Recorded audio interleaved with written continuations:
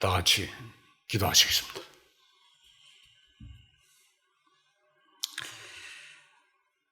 크신 사랑으로 우리를 마귀로부터 구원해 주셨고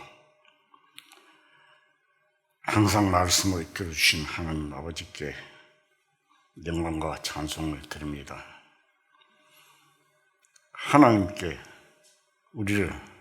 하나님께서 우리를 백성으로 부르신 것은 하나님을 찬송하게 하기 위함을 알게 해주신 거듭 감사드립니다. 하나님이 우리를 사랑하신 같이 우리도 서로 사랑할 수 있게 도와주시옵소서. 이 한 시간 주님께 부탁드립니다. 우리 주 예수 그리스도 이름으로 감사하며 기도드리옵나이다. 아멘. 성경 말씀 이사야서를 찾겠습니다.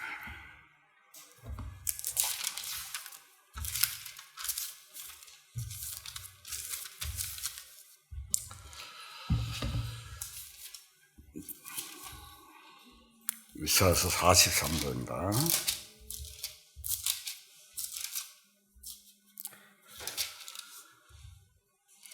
이사야 43장 21절 43장 21절 제가 읽겠습니다. 이 백성은 내가 나를 위하여 지었나니 나를 찬송하게 하려 함이니라. 오늘은 우리가 그냥 설교만 듣고 앉아서 교제만 하고 이런 것이 중요한 것이 아니라 하나님께서 우리를 택하신 백성으로 부르신 목적이 무엇이냐 이런 것들도 알고 우리가 신앙생활을 해야 합니다. 우리는 하나님께 찬송 드리는 찬송을 중요시해야 합니다. 찬송이 뭡니까? 하나님께서 우리에게 은혜를 베푸신 것을 기리는 감사함입니다. 하나님께서 우리를 자기의 백성으로 부르신 목적이 바로 영광과 찬송을 받으시기 위해서입니다. 그래서 이 백성은 내가 나를 위하여 지었나니 나를 찬송하게 하려니라. 하나님께서 말씀하신 말씀입니다. 그러나 악인과 오만한 자가 당연히 하나님께로부터 징계와 심판을 받아야 하는데 불구하고 현실적으로 볼 때 오히려 악을 행하면서 또 부유하게 잘 살며 잘 먹고 장수하는 일들을 보면서 이 세상이 너무도 부조리하다. 하나님은 과연 계신가 하고 불평을 터뜨리기도 쉽습니다. 전도서 7장 한번 찾아봅시다.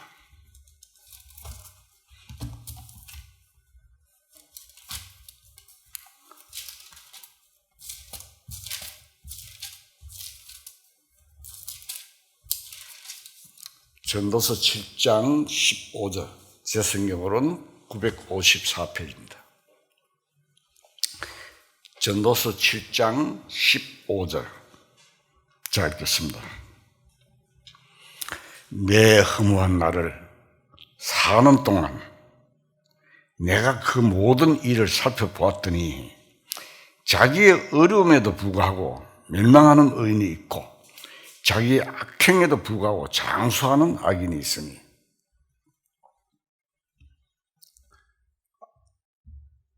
악인과 오만한 자가 당연히 하나님께도 징계를 받아야 되는데 이렇게 잘 산다는 기억이 있잖아요. 현실적으로 의인이 억울함을 당하고 악인이 형통한 일들이 흔히 있음을 볼 때 우리나라도 그런 걸 볼 수 있죠. 의인은 시냇가에 심은 나무가 시절을 쫓아 열매를 맺고 잎사귀를 내듯 형통하지만 악인은 바람에 나는 겨처럼 심판을 견디지 못하고 망하리라는 시편 1편의 같은 말씀들이 잘못된 것처럼 여겨질 수도 있는 것입니다. 그러나 악인에게 당장 하나님의 심판과 징계가 내리지 않는 것은 하나님께서 모든 사람에게 회개할 기회를 주시기 위해 길이 참으시는 것임을 알아야 합니다. 하나님이 만약 사람들의 모든 악행과 그릇된 행위에 대한 심판을 즉시 내리셨다면 이 세상에서 한 사람도 구원 얻을 사람이 없을 것입니다. 우리도 마찬가지입니다. 그런데도 사람들은 길이 참으신 하나님의 은혜를 모르고 오히려 하나님을 원망하고 심지어는 하나님이 없다는 망언까지 일삼습니다. 악한 말을 하는 입은 사탄이 권세 잡은 공중, 즉 하늘과 가는 데 있음을 알 수 있습니다. 여기서 하늘은 하나님이 계신 영적 세계를 말하는 것이 아니고 이 지구상의 하늘, 즉 공중을 의미합니다. 창세기 입장을 보면 하나님이 천지 만물을 순서대로 창조하시면서 각 날마다 하나님께서 보시기에 좋았더라는 말씀을 하셨는데 둘째 날 하늘을 지으시면서 좋다는 말씀이 없습니다. 자세히 읽어보면 그것은 나중에 이 사탄이 공중권세를 잡기 때문에 하나님께서 아시고 좋다는 말씀이 없습니다. 에베소서 2장을 찾겠습니다.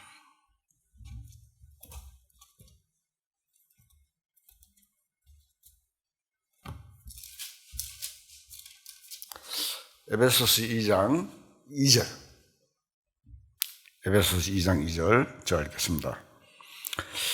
그때의 너희는 그 가운데서 행하여 이 세상 풍조를 따랐고 공중 권세 잡은 자를 따랐으니 곧 지금 불순종의 아들들 가운데 역사하는 영이라.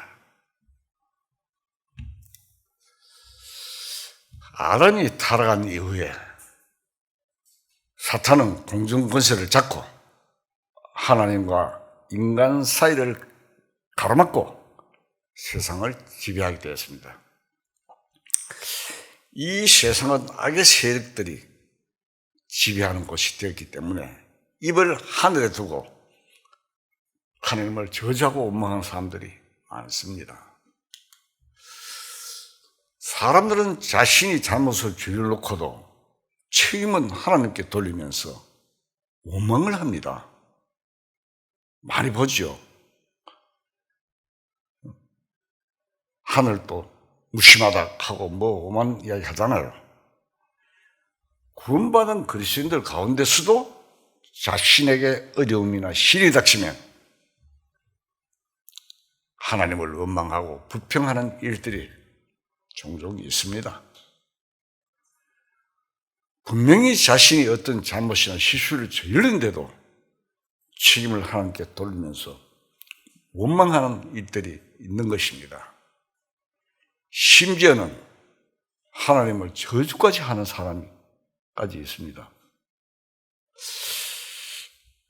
제가 로마서 읽어보면서 로마서 9장에 보면 그런 말씀들이 있어요. 네가 누구길래 하나님한테 질문하느냐. 토기장에 대한 기록이 있죠. 시험을 받은 물건이 시험을 하는 사람에게 원망한다는 이야기입니다.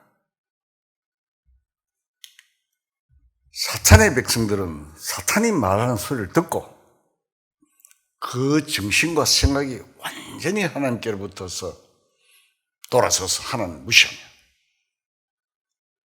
하나님을 알지 못합니다. 그래서 하나님이 없다. 심지어는 하나님이 죽었다는 무신론이 생겨난 것입니다.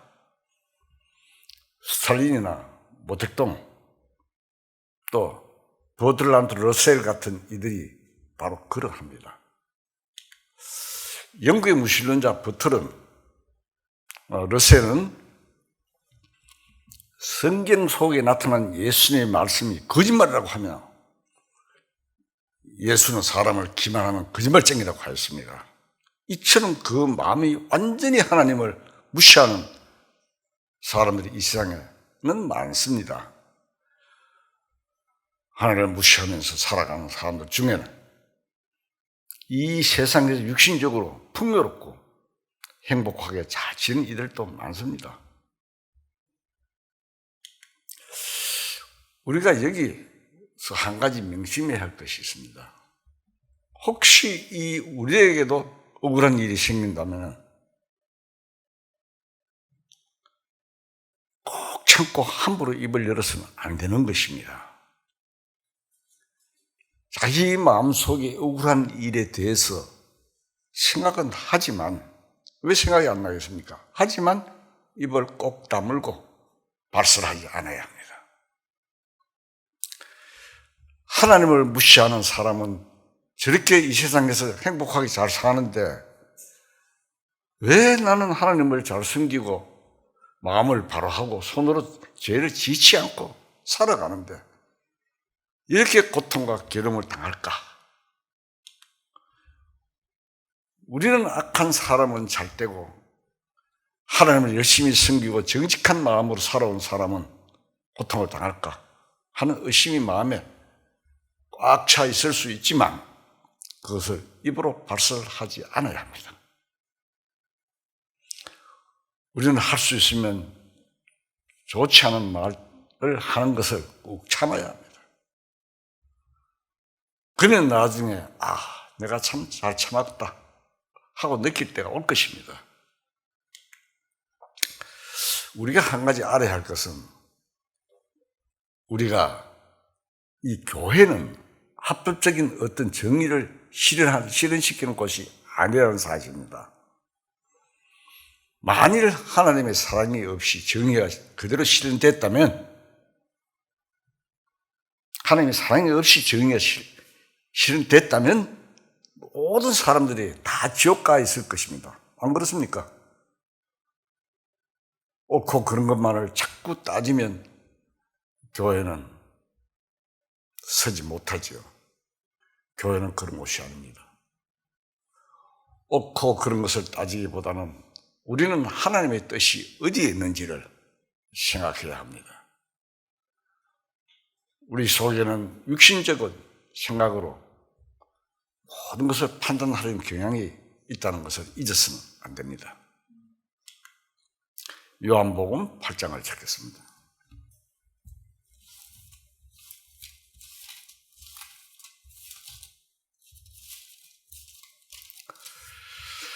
요한복음 8장 15절.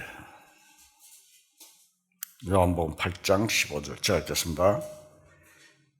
너희는 육죄를 따라 판단하나 나는 아무도 판단하지 아니하노라.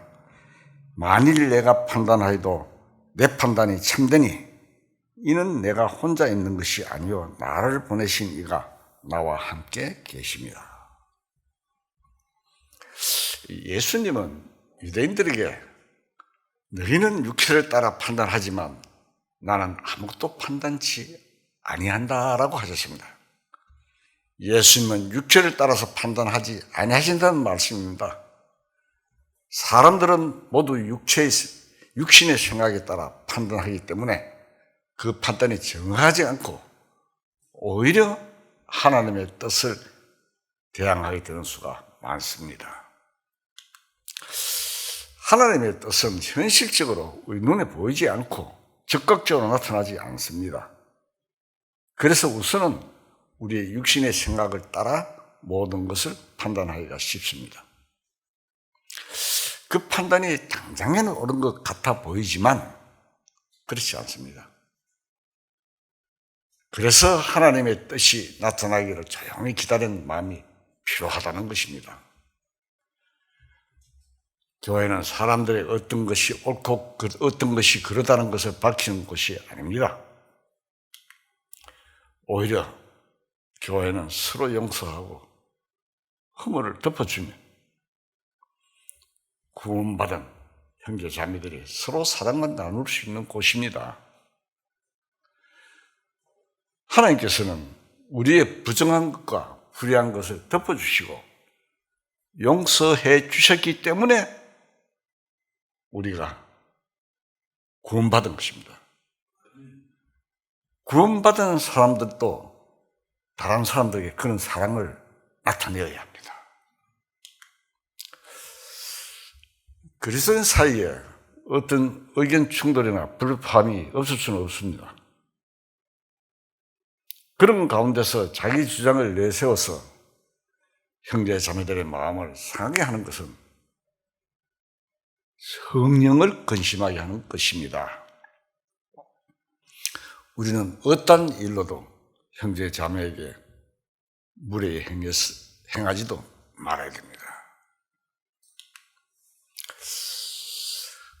우리들은 어떤 신앙 문제로 인해 고민한 적이 있을 것입니다. 깊은 고민을 해보지 않는 사람은 말씀의 뜻을 잘 모를 것입니다. 어떤 사람들은 고민이 너무 심해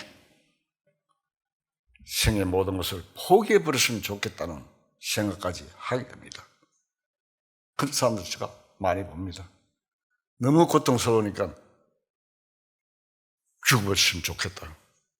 죽고 싶다. 그런 이야기하는 걸 제가 보았습니다. 듣고요. 그러다가 나중에 어떤 말씀에서 문제가 풀려 큰 기쁨을 느끼는 일이 종종 있습니다. 우리는 어떤 문제에 깊이 부딪히면 생의 이욕을 잊어버리고 완전히 시리에 빠질 수가 있습니다. 정직한 마음으로 하나님께 순종하려는 사람이 그런 고민에 빠집니다. 얼렁뚱땅하는 식으로 신앙생활을 하는 사람은 그런 고민에 안 빠집니다. 철저하게 신앙생활을 하려고 하면 그런 깊은 고민에 빠지지만 나중에 그 문제에 대한 답을 얻으면 훨씬 더 활기찬 삶을 살아갈 수 있습니다. 그것이 하나님께서 하나님의 백성인 우리들에게 주시는 은혜를 주시는 방법입니다. 구약 성전 안에 있었던 법궤는 예수님과 말씀을 상징합니다. 예수님은 교회의 머리신데 그 머리는 바로 말씀이라는 뜻입니다. 무엇을 깨닫는 것은 말씀이 열릴 때 깨닫는 것이지 그 말씀이 열리지 않으면 깨달을 수가 없습니다. 성도 간에 교제 속에 말씀이 주어져서 그 말씀이 열리도록 되어 있습니다. 그렇기 때문에 성도의 교제를 따라서는 말씀이 주어지지 않습니다. 왜? 형제 자매들이 같이 있으면 문제가 생기잖아요. 어려움이 옵니다. 근데 혼자 있으면 저 산에 자연인 같이 있으면 문제 안 생깁니다. 나무나 풀이 문제를 줍니까? 그렇지 않습니다. 우리는 육신의 생각 속에 파묻혀 좁은 생각을 가지고 모든 것을 바라봅니다. 그러나 하나님의 시각에서 바라보면 모든 것이 제대로 보입니다. 그 악인들은 잠깐 잘 먹고 잘했고 형통할 뿐입니다. 곧 멸망할 자들입니다. 그렇지 않습니까? 우리는 어떻습니까? 그들은 항상 육신적으로만 보기 때문에 그렇습니다. 우리는 항상 좋은 안목으로 사물을 보기 때문에 넘어지기가 쉽습니다.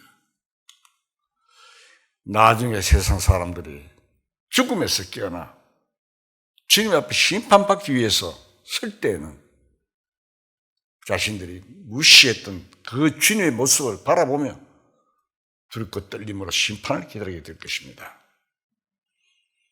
악인들이 죽으면 끝입니까? 악인이 부활했습니다. 두 번째 부활에 악인들이 전부 다 부활합니다. 심판받으러. 첫 번째 부활에는 의인들이 부활해서 하늘을 가는 것이고,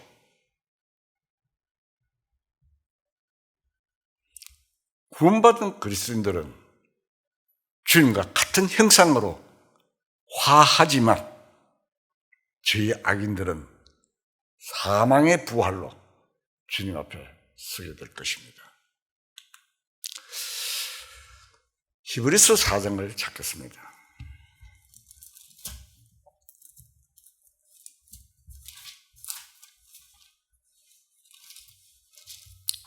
히브리서 4장 12절에서 13절, 저 성경으로는 355페이지입니다. 히브리서 4장 12절에서 13절 말씀 제가 읽겠습니다.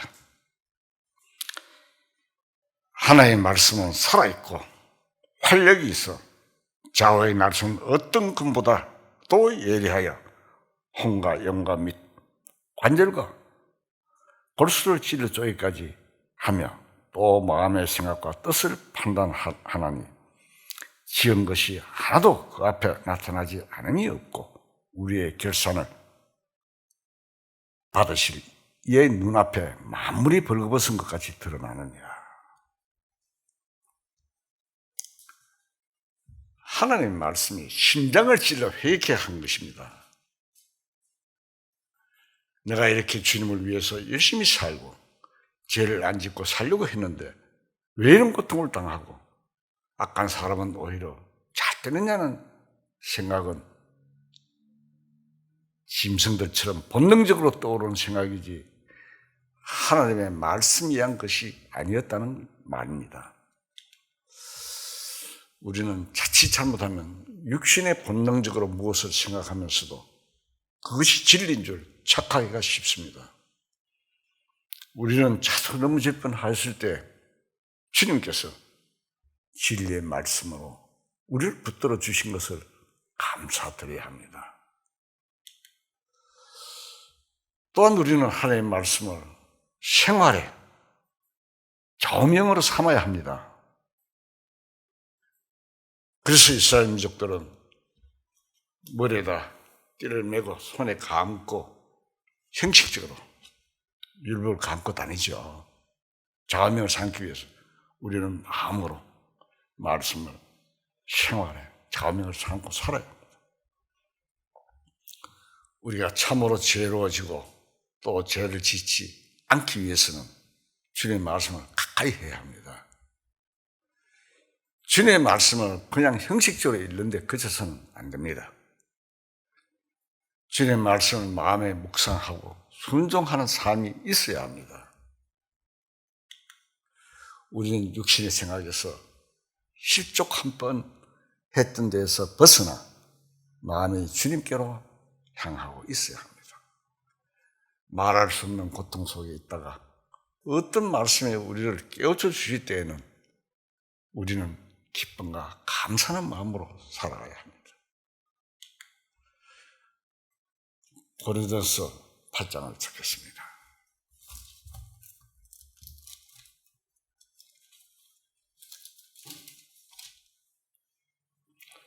고린도서 8장 3절.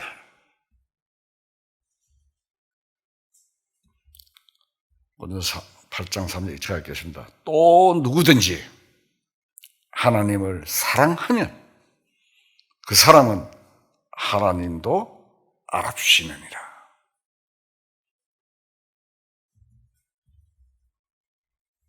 하나님은 하나님의 자녀들을 누구나 다 아십니다.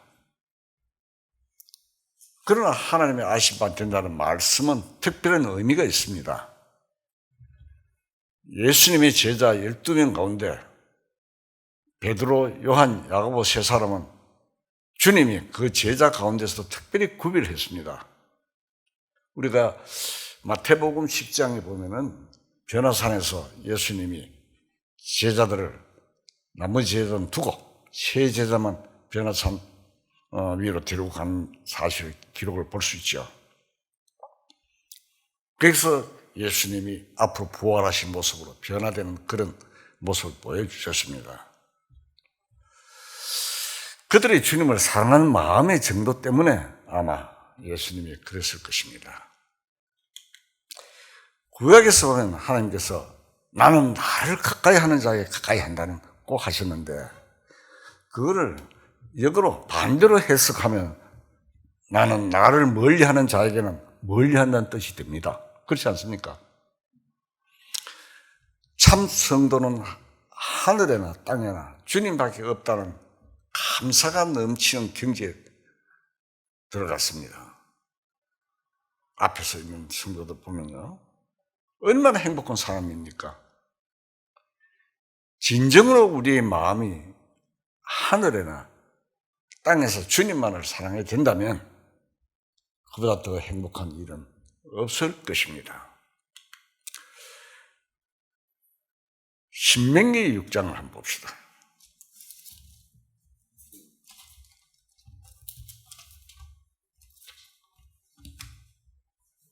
신명기 6장.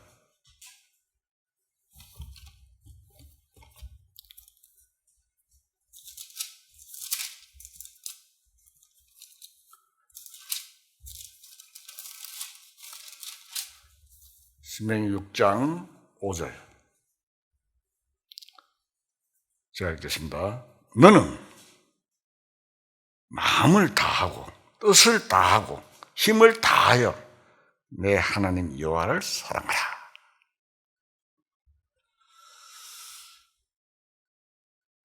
우리는 이 말씀을 지키려는 사람이 사실은 되어야 합니다. 이 세상에서도 간절히 사랑하는 어떤 사람이 있으면 참 행복할 텐데 그 가장 사랑하는 대상이 하나님이시니 얼마나 행복하겠습니까? 진정 주님을 사랑한다면 이 세상에서 가장 행복한 사람입니다. 창세기 15장 1절에 보면은 아브라함에게 하나님께서 내가 네 큰 상급이다 하신 말씀대로 진정 하나님은 우리의 영원한 분기시요 기업입니다. 말씀을 깨닫고 안목이 넓어진 사람은 이 사실을 알 수가 있습니다. 성경 속에 있는 음녀는 하나님을 믿는다고 하면서도 세상으로 가버린 사람을 말합니다. 야고보서 4장 한번 봅시다. 야고보서 4장 4절. 성경 끝부분 373페이지에 보면 4장 4절. 제가 읽겠습니다. 가늠한 여인들아, 세상과 벗된 것이 하나님과 원수됨을 알지 못하느냐? 그런즉 누구든지 세상과 벗이 되고자 하는 자는 스스로 하나님과 원수되는 것이니라. 명백하게 말씀하시고 있습니다. 세상을 짝하고 세상을 사랑하여 하나님을 등을 돌린 것이 음녀입니다. 역사적으로 말하면 이 세상의 마지막으로 타락한 교회가 음녀입니다. 음녀는 예수님을 배반하고 나를 구원해 주신 예수님을 배반하고 즉 그리스도를 남편으로 모시는 타락한 교회입니다. 우리는 안목이 넓어지면서 이러한 사실을 알게 되어야 합니다. WGC, 이런 프리메이션 많지요. 전부 다 이것이 적그리스도를 남편으로 맞이하는, 준비하는 교회입니다. 우리는 하나님을 오해하여 하마터면 입으로 불평을 터뜨릴 뻔했지만 이제는 이렇게 자신 있게 말할 수 있게 되었습니다. 불평을 터뜨리는 사람이 될 뻔했는데 이제는 반대로 입을 열어 하나님을 전할 수 있는 사람으로 우리는 변화되어야 합니다.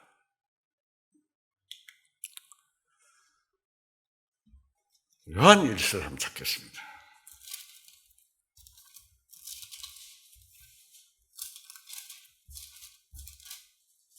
요한일서 2장 15절.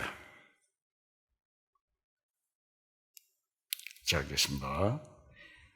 요한일서 2장 15절입니다. 이 세상이나 세상에 있는 것들을 사랑하지 말라. 누구든지 세상을 사랑하면 아버지의 사랑이 그 안에 있지 아니하니 이는 세상에 있는 모든 것이 육신의 정욕과 안목의 정욕과 이생의 자랑이니 다 아버지께로부터 온 것이 아니요 세상으로부터 온 것이라. 사탄에서부터 온 것입니다.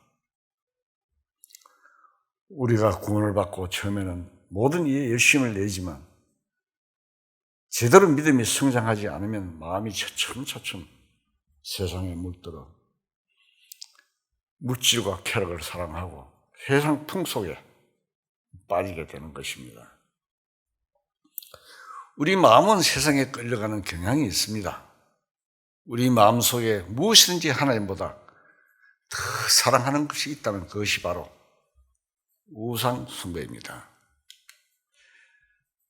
성경 속에 보면 탐심은 곧 우상 숭배라는 말씀처럼 돈을 메고 사랑하는 마음이나 쾌락을 사랑하는 마음의 상태가 바로 이스라엘 민족이 우상 숭배했던 마음과 똑같은 것입니다. 우리가 어떤 우상 앞에서 절을 한다거나 섬기는 것은 없지만 우리 마음속에 세상을 사랑하는 요소들이 바로 우상인 것입니다. 제 이야기가 아닙니다. 성경 말씀을 제가 소개해 드린 것입니다. 로마서 1장을 찾겠습니다.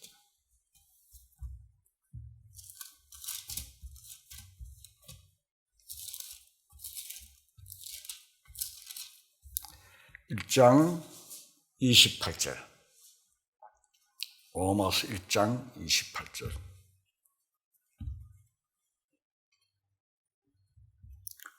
자, 읽겠습니다.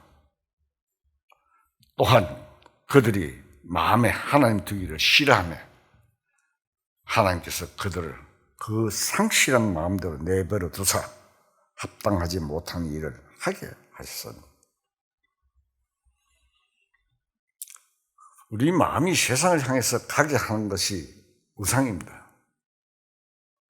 이러한 것들을 인하여 믿음이 약화되어 올바른 신앙생활을 하지 못하게 되면 은연중에 마귀에 끌려가는 생활을 하게 되는 것입니다.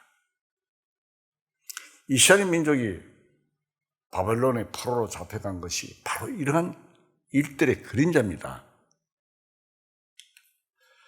이스라엘 민족이 바벨론 포로로 끌려가면서부터 선민의 시대가 끝이 나고 이방의 시대가 시작되는데, 이 이방의 시대는 예수님이 예루살렘에 재림하실 때까지 계속됩니다. 이스라엘 민족은 예수님 오실 때까지 그렇게 살아야 됩니다. 이스라엘 민족의 하나님을 향한 믿음이 강했을 때는 하나님이 그들을 통치하시는 선민의 시대였습니다. 그들이 우상 숭배하고 하나님을 떠났기 때문에 자연히 하나님도 그들을 떠나버리시고 이방이 지배하는 시대가 된 것입니다. 그래서 역사적으로 바벨론이 페르시아, 헬라, 로마, 등의 이방 나라의 지배를 당하게 된 것입니다. 교회 역사도 또한 마찬가지입니다. 교회도 세속 같으면 성령의 역사가 한 곳에 계속되는 것이 아닙니다. 계시록에 나온 7교회 가운데 버가모나 두아디라, 그리고 마지막 라오디게아 교회가 한때는 성령의 역사가 있었지만 나중에는 세속화 되어 완전히 세상으로 흘러가 버려 성령의 역사가 끊어져 버린 것을 교회사 속에서 우리가 볼 수가 있습니다. 신약시대의 교회와 구약시대의 이스라엘 민족의 역사가 이러한 점에서 공통점이 있습니다. 우리 육신 속에는 사탄의 말을 잘 듣는 육신의 생각이 자리 잡고 있습니다. 이러한 것들이 신앙생활 과정 속에서 여러 가지 시련과 고난과 훈련을 통해서 꺾여지고 약화되는 과정을 거쳐야만 우리의 믿음이 굳건해지고 마음에서 우상이 제해질 수가 있습니다.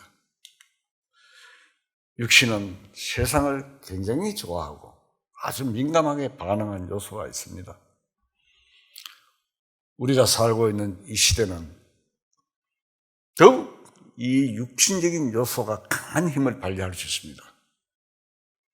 물질과 편리한 과학 문명의 이기들이 우리들의 마초신경을 자극해서 우리 마음을 어느 때보다도 더욱 강하게 유혹하는 시대입니다. 그래서 신앙을 굳건히 유지하는 것이 참으로 힘듭니다.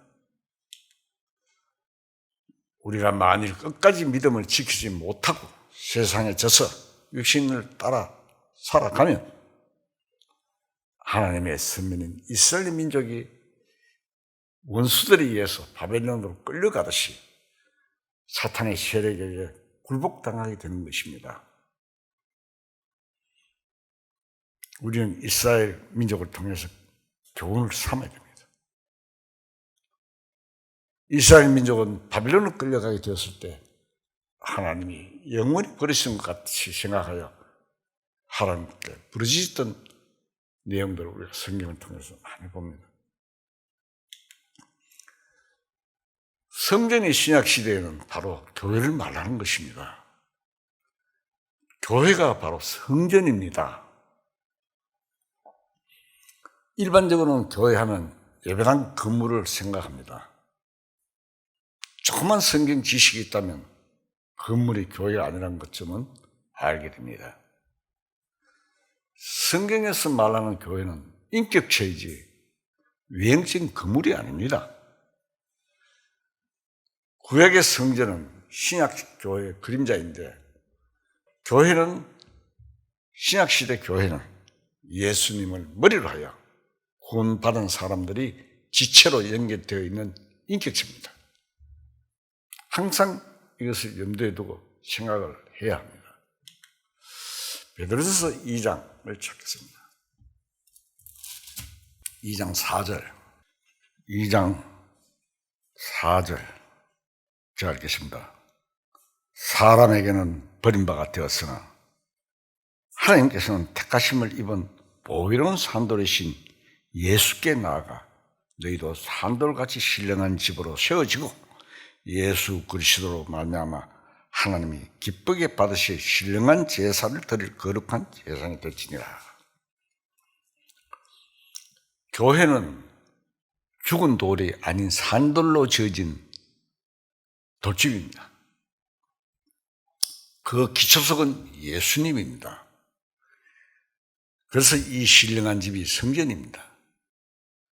성령으로 말미암아 거듭난 사람들이 산돌로 예수님께 연결되고 또 연결되어 눈에는 안 보이지만 신령한 집이 지어져 갑니다. 이렇듯 구원받은 사람들이 주님을 중심으로 교제가 이루어지는 곳이 바로 교회이고 성전입니다. 이 원리를 잘 모르면 교회하면 예배당을 생각하고 그 다음에는 총회, 노회 있는 어떤 조직을 떠올리게 되는 것입니다. 산돌이라고 되어 있죠. 산돌이 뭡니까? 즉 돌이 살았다는 것은 산돌이잖아요. 살았다는 돌은 그 안에 생명이 있다는 뜻입니다. 다니엘서 한번 찾아봅시다.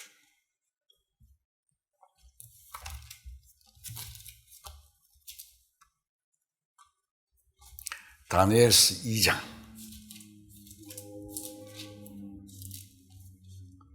제가 성경을 많이 찾는 이유는 성경 속에서 읽을 때 여러분들이 깨달아야 됩니다.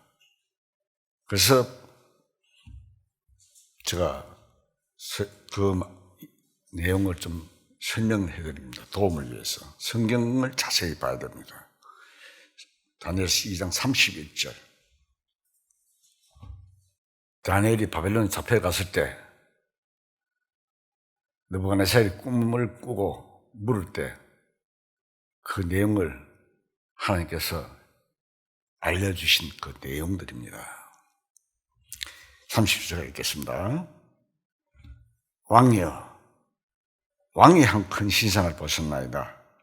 이 신상이 왕의 앞에 섰는데 크고 광채가 매우 찬란하며 그 모양에 힘이 들어오니 그 우상의 머리는 순금이요 가슴과 두 팔은 은이요 배와 넓적다리는 못이요 그 종아리는 쇠요 그 발은 얼마는 쇠요 얼마는 진흙이 나이다.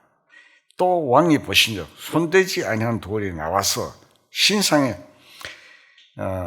새와 진흙의 발을 쳐서 부르뜨리며 그때 새와 진흙과 녹은 녹과 은과 금이 다 부서져 여름 타작마당에 겨같이 되어 바람에 불려 간 곳이 없었고 우상을 친 돌은 태산을 이루어 온 세계에 가득하였나이다.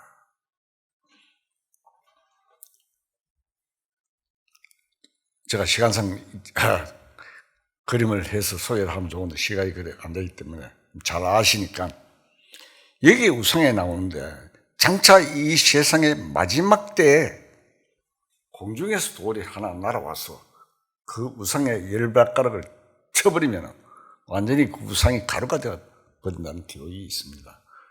우상을 써서 부르뜨리는 그 돌은 바로 산돌이신 예수님입니다. 예수님이 재림하시는 것을 말합니다.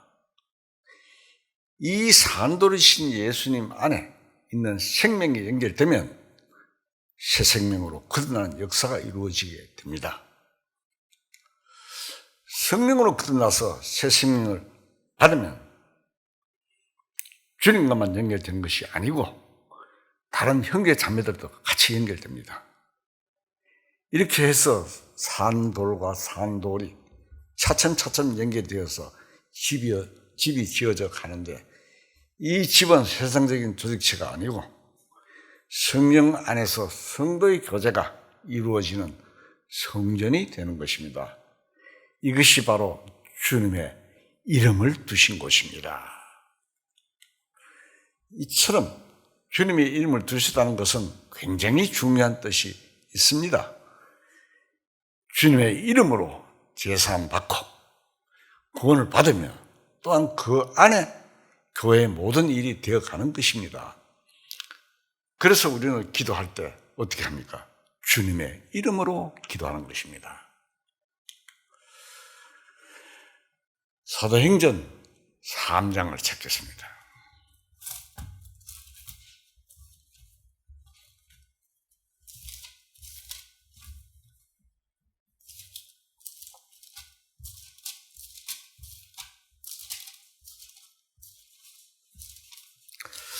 사도행전 3장 6절에서 8절까지 자 읽겠습니다. 베드로가 이르되 은과 금은 내게 없거니와 내게 있는 이것으로 내게 주노니 나사렛 예수 그리스도 이름으로 일어나 걸으라 하고 오른손을 잡아 일으키니 발과 발목이 곧 힘을 얻고 뒤에 쭉 나오죠. 뛰어서서 그러면 그들과 함께 성전으로 들어가면서 걷기도 하고 뛰기도 하고 하나님을 찬송하니 3장 쭉 읽게 되면 그 내용이 나옵니다. 베드로가 성전 미문에 앉아있던 못 걷게 된 이에게 뭘 달라하니까 응각하면 내게 얻거니와 내게 있는 이것을 내게 주노니 베드로한테 뭐가 있습니까? 나사렛 예수 이름으로 일어나 걸어라 하고 잡아 일으키니 그가 일어나서 걷고 뛰고 기뻐하고 했죠. 주님의 이름이 역사한 것입니다. 그런데 사람들이 베드로가 굉장한 능력이 있는 줄 알고 쳐다보자. 그는 이 일은 우리의 경건이나 능력으로 된 것이 아니다. 주님의 이름으로 된 것이라고 기록을 했습니다. 이야기를 한 것이 기록되어 있습니다. 이랬던 주님의 이름으로 능력을 행하게 된 것은 오순절에 성령이 임하셨으므로 교회에 주님의 이름이 주어지기 때문에 베드로는 주님의 이름으로 그 능력을 행하게 되었다고 말을 했습니다. 요한복음 14장을 한번 봅시다. 요한복음 14장 26절. 요한복음 14장 26절 제가 읽겠습니다. 14장 26절입니다. 보혜사 곧 아버지께서 내 이름으로 보내실 성령 그가 너희에게 모든 것을 가르치고 내가 너희에게 말한 모든 것을 생각나게 하리라. 우리가 말씀을 깨달을 때 성령의 도움으로 우리가 말씀을 깨달았습니다. 보혜사 곧 하나님의 아버지께서 주님의 이름으로 보내실 성령께서 오순절에 오셨고 주님의 이름이 거기에 맡겨져 교회가 이루어진 것입니다. 교회는 주님의 이름이 계신 곳입니다. 성령이 오시지 않았으면 교회에 주님의 이름이 맡겨질 수가 없습니다. 오순절 역사는 성령의 기름 부음을 의미합니다. 성령의 기름 부음이 있을 때 주님의 이름으로 능력이 나타나는 일이 있는 것입니다. 이스라엘 각 지역에는 성전 외에도 회당이 많이 있습니다. 성경 읽으면 나오죠. 성전은 예루살렘 외 밖에 없습니다. 그래서 많이 흩어져 있는 유대인들이 회당은 안식일마다 모여 율법 읽는 곳입니다. 현재 우리 서울에 수천 개 이상의 예배당이 있는데 실은 예배당은 교회가 아니고 회당이라고 해야 맞습니다. 우리나라도 옛날에는 예배당을 회당이라 했습니다. 역사를 보면. 그런데 나중에 점차 교회라고 부르게 되었습니다. 사람들이 모이는 건물을 교회라고 부르는 것은 성경적으로 잘 맞지 않습니다. 구원받은 그리스도인들이 각지 흩어져 있더라도 성령으로 연결되어 있는 상태 그 자체가 교회인 것입니다. 성경 기록에 보면 그러죠. 집에 있는 교회 나오죠. 이스라엘에서는 주로 선지자가 하나님의 말씀을 듣거나 계시를 받아 백성에게 전해주었습니다. 물론 제사장도 때로는 하나님의 음성을 듣기도 했습니다. 다윗 왕 같은 이는 선지자이기도 하고 왕이기도 했습니다. 그래서 하나님의 음성을 듣고 그 말씀대로 백성을 인도하고 정치를 했습니다. 그런데 이스라엘 백성들이 하나님을 떠나 우상을 숭배하자 선지자도 없어지고 믿음 있는 왕도 없어지고 열왕기 상하 읽으면 나오죠. 왕도 없어지고 제사장도 없어지고 이제 하나님의 말씀을 듣고 가르칠 수 있는 사람이 아무도 없게 되었습니다.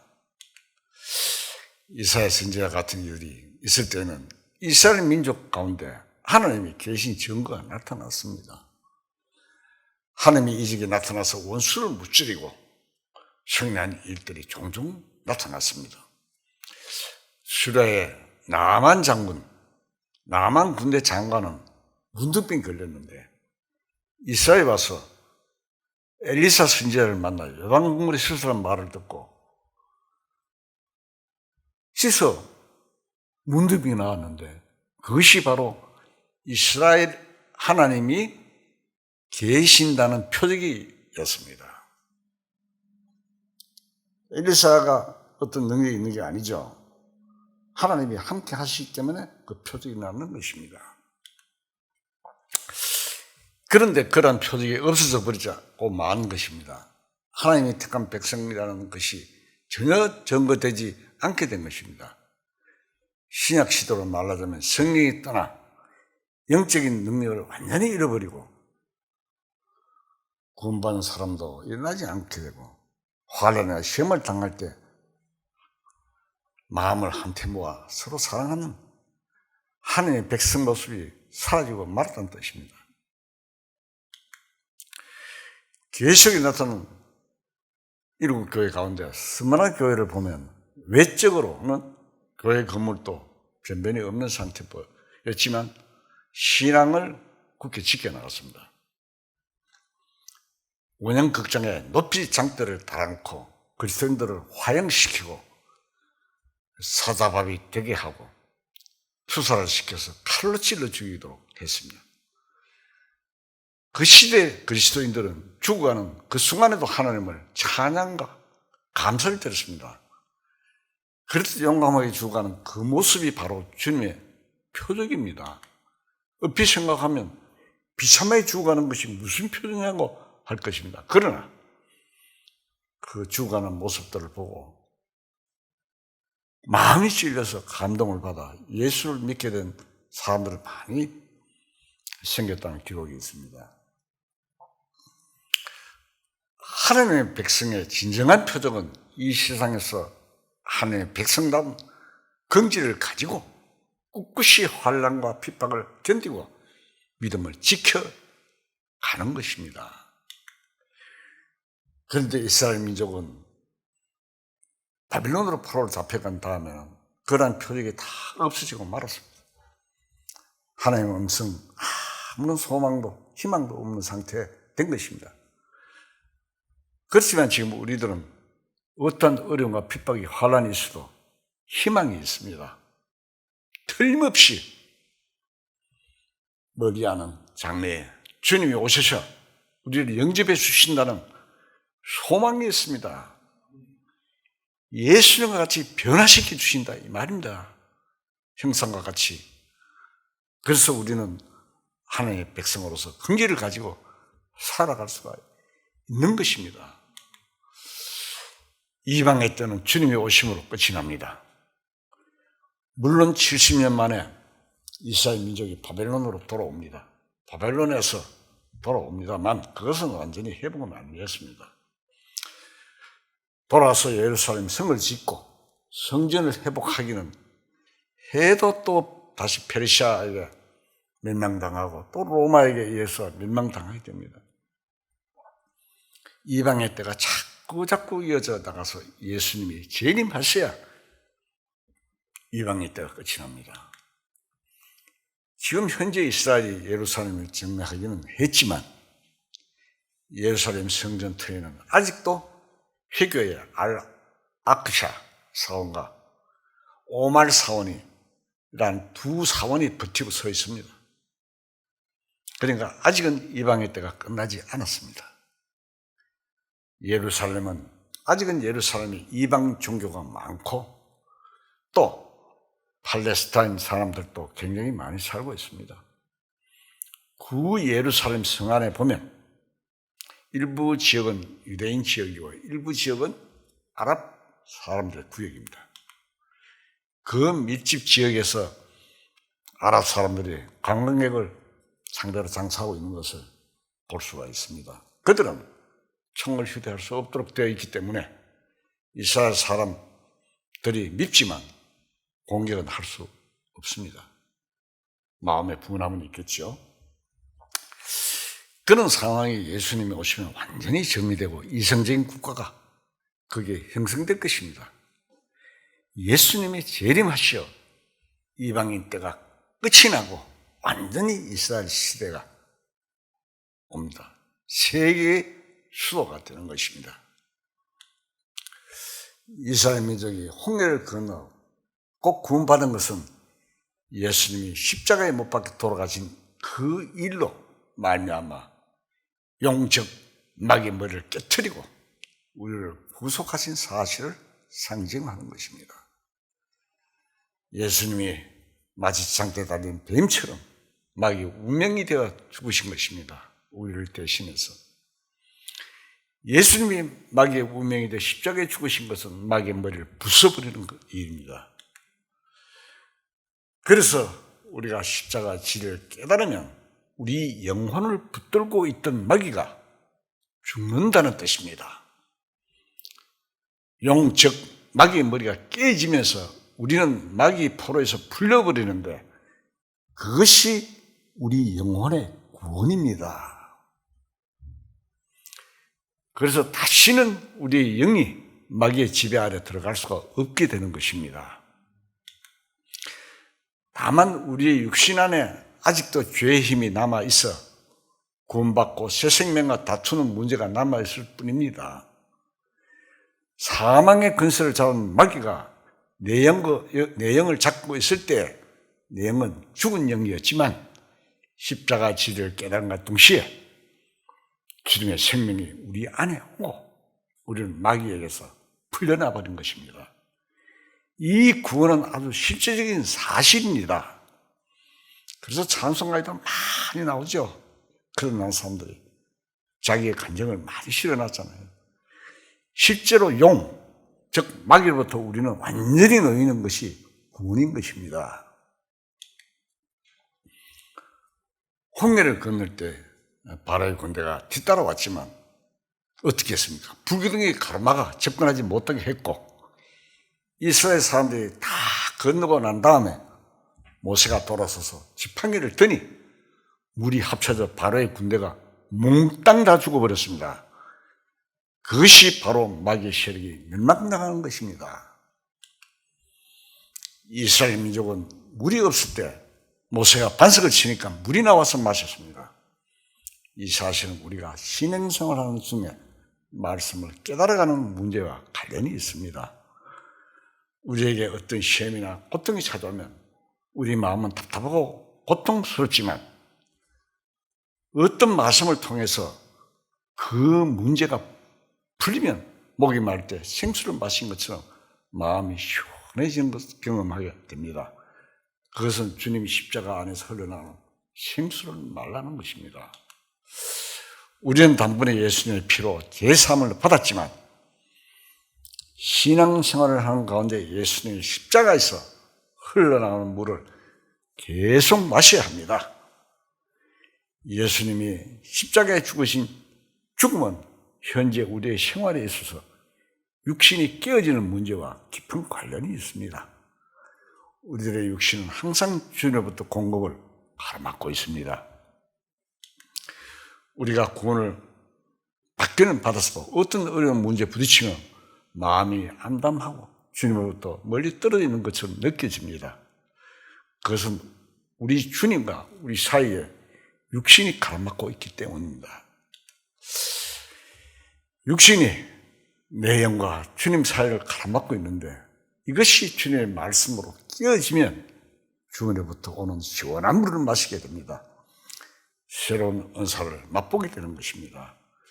그것은 십자가에서 흘러내리는 성령의 역사입니다.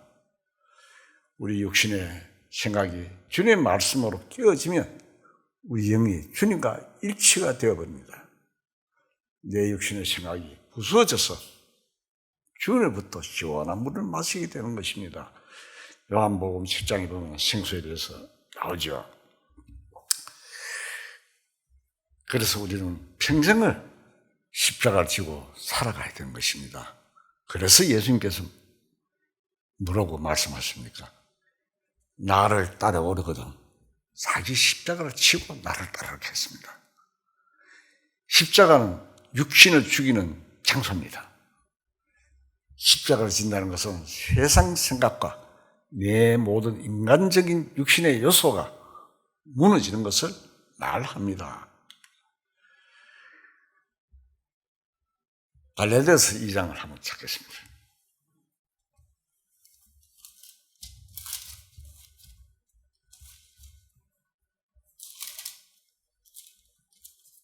갈라디아서 2장 20절.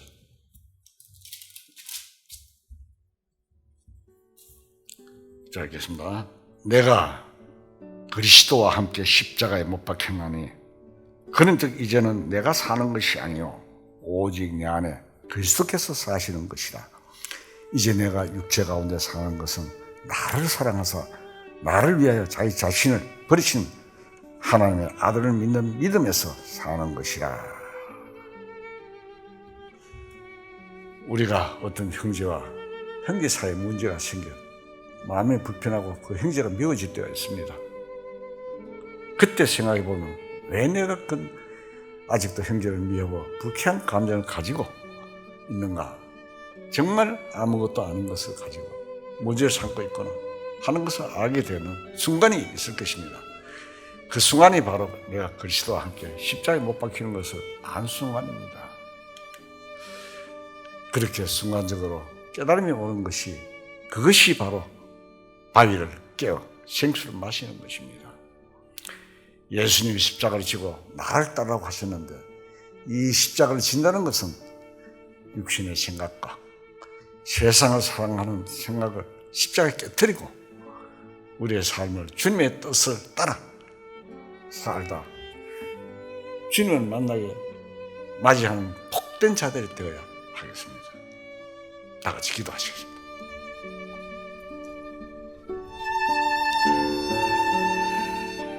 거룩하시고 사랑이 많으신 하나님 아버지, 부족한 저희들에게 하나님의 크신 계획과 뜻을 알게 해주심 감사합니다. 하나님이 택하신 이스라엘 민족을 통하여 교훈해 주신 은혜 감사합니다. 또한 하나님의 말씀을 떠나 시편 민족과 같은 신앙생활을 하지 말고 말씀을 통하여 알려주신 하나님의 뜻에 합당한 삶이 될 수 있게 도와주시옵소서. 모든 말씀 오직 예수님의 이름으로 감사하며 기도드리옵나이다. 아멘.